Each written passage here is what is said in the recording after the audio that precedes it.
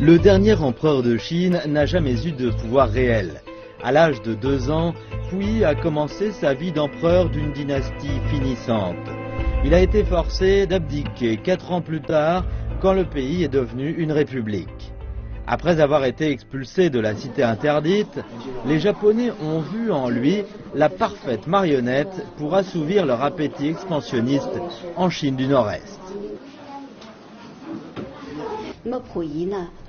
Puyi était empereur, mais seulement de nom.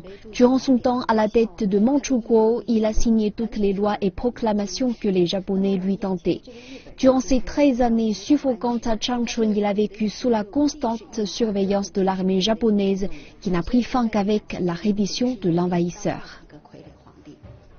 Durant l'occupation japonaise du nord-est de la Chine, le dernier empereur de Chine, Puyi, a été installé dans ce palais comme monarque marionnette de l'état fantoche du Manchukuo. Le palais impérial d'Opérette a été construit spécialement pour habiller les activités politiques du faux empereur. Puyi a cru les promesses des Japonais qui lui offraient un royaume à la mesure de son rang. En réalité, son règne était étroitement surveillé par les Japonais, qui ont accéléré la colonisation de la Mandchourie et empêché Puyi de devenir trop indépendant. Pendant ce temps, le Japon menait une grande politique d'immigration. Cette photo montre une jeune japonaise envoyée en Chine pour épouser un immigrant japonais. C'était une pratique commune à l'époque. Le gouvernement japonais a encouragé plus d'1 million de jeunes à immigrer vers le nord-est de la Chine et mis en place le projet 1 million de migrants en 20 ans.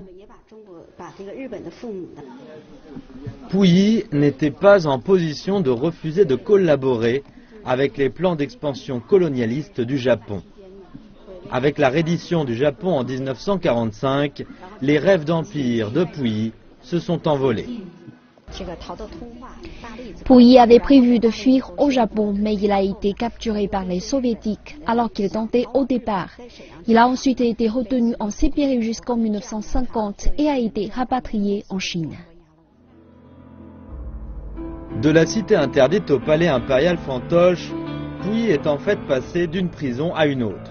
Une visite dans ce palais impérial permet de se replonger dans cette époque où le Japon occupait la Chine.